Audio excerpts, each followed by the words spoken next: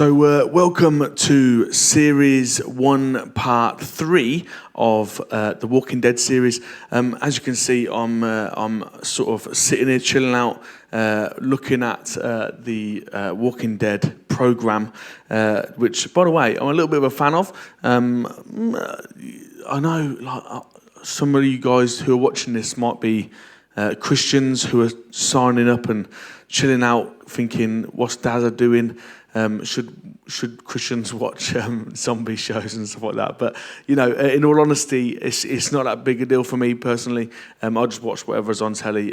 Sometimes for research, and sometimes just to sort of enjoy myself a little bit on my day off. Essentially, I've been quite enjoying the Walking Dead series, and so as part of enjoying that and spending some time with my family, watching something together that we can all find interesting and enjoyable. I've also been thinking, I wonder how this relates to my faith and stuff. So we're going to talk about the Walking Dead, not necessarily in a Christian manner, but we will talk about it like philosophically, I guess.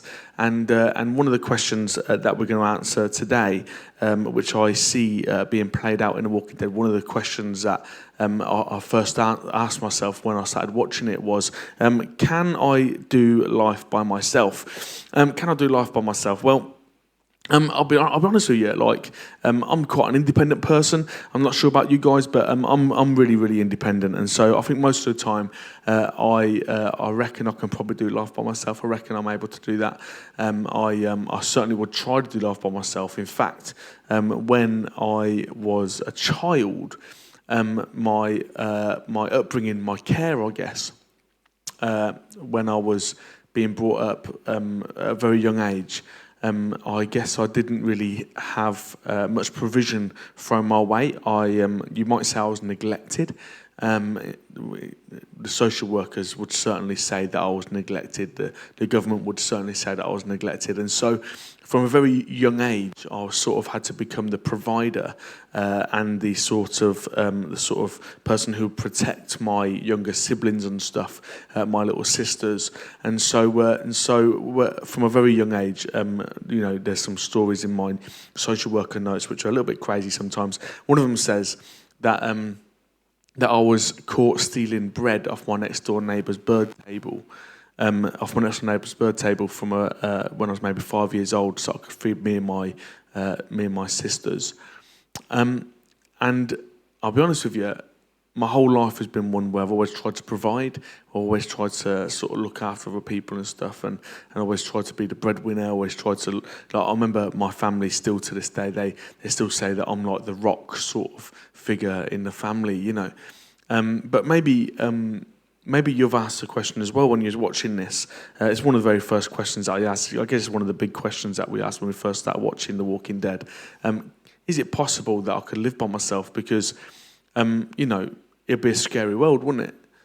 Certainly if it's like danger around every corner, and as you start getting further into the first series of The Walking Dead, you start thinking, man, like there's these like droves of like The Walking Dead, the walkers, zombie type folks that are just going around all over the place. They're everywhere, and it's like they can smell you, they can hear you, and so we're constantly like asked the question, do we need other people? And I'll be honest, I've sort of maybe come to the conclusion in my life that although I am quite an independent person, I could probably do with a little bit of help. In fact, as a Christian and as a pastor, I think to myself, I reckon actually that I don't just need a little bit of help. I think I was actually sort of designed for community. I believe that humans were designed for community. One of the ways I know that, even though we might say, I'm not sure whether that's true, but one of the ways that I know that is, you have a bit of people saying, back in the olden days, when things were really good, and things were better back in the old days, things were better. And when you really look back to it, the things that, the way culture was in the olden days, one of the things that strikes me is that people were less independent. communities gathered round each other, and that's one of the things that we say was good about the olden days. In fact, even now, in the midst of COVID, one of the things that has come out of COVID is lots and lots of people saying, like, this has been really good for community and bringing community back together. Things like people coming out in the street and clapping the nurses, and all that sort of stuff, and like people helping to feed each other and sharing meals and stuff, and people looking after grandma, and helping grandma with our shopping, as a church, even just as a person, actually. One of the things that I've been doing is going around helping people with their prescriptions, and I was picking up people's prescriptions and then taking them around the house and stuff and doing their shopping for them and stuff, But yeah, it's like one of the things that people often say is, weren't the old days so much better? And interestingly, the thing that most people come out with is because of community, we had a greater sense of community. And certainly in this day and age, one of the things that has been slowly being sort of like broken down is community as we all look to our independence. Interestingly, in the Christian world, for those of you guys that aren't Christian, I'll give you a little insight into one of the like arguments, I guess, or one of the discussions that's happening in the Christian world at the moment, which is my faith independent?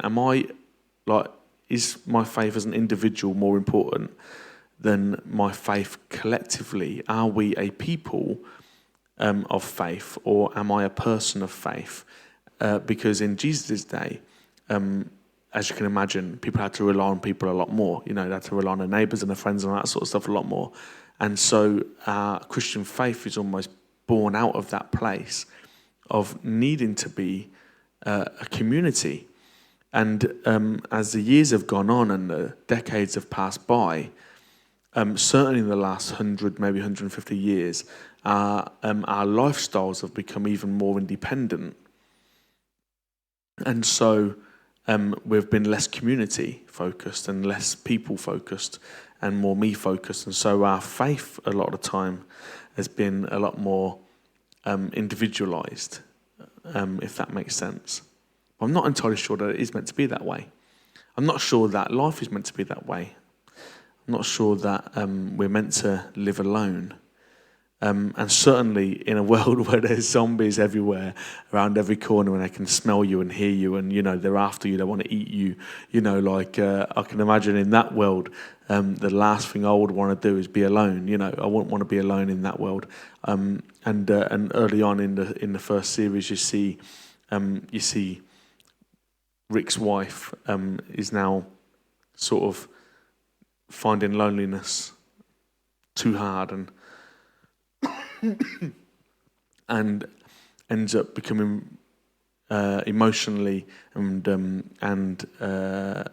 what's the word I'm looking for? Romantically involved with another man, thinking that her husband had died.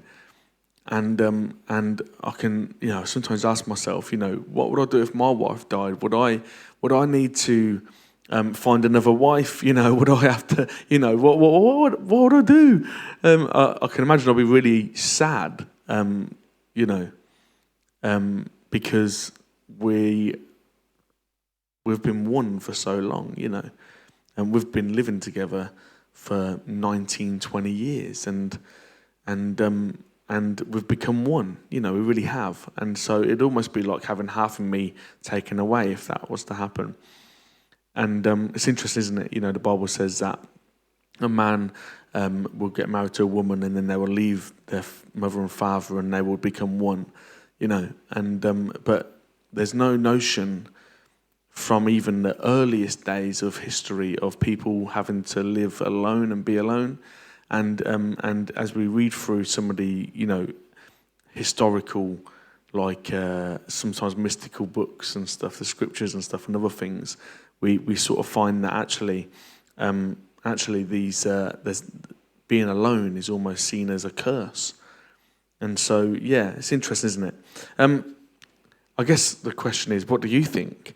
Hit us up in the comments and stuff. What do you think? I'm a bit of an introvert, so I sort of gather energy from being alone and spending time alone.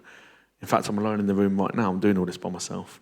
And I feel good about that. I'm okay with that. But I'm not sure that I could do that full time. I sort of still need to go home and spend time with my family. I sort of need some sort of purpose.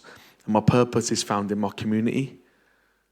Because if there's no purpose outside of me, I guess I'll start to feel a little bit hopeless and maybe feel a little bit like, what am I even living for? You know, I can imagine people who feel like they might want to bring an end to their lives often feel that way. And if I could be so bold as to say, actually, maybe if we found our purpose in our community, some people might feel a little bit better. I'm wondering whether you might feel better today if you look for some purpose in your community. Anyhow, like I promised I'd keep these videos short, so I've asked more questions than what I've answered today, and I think that's pretty cool. So we keep on thinking, keep on philosophizing. Amen?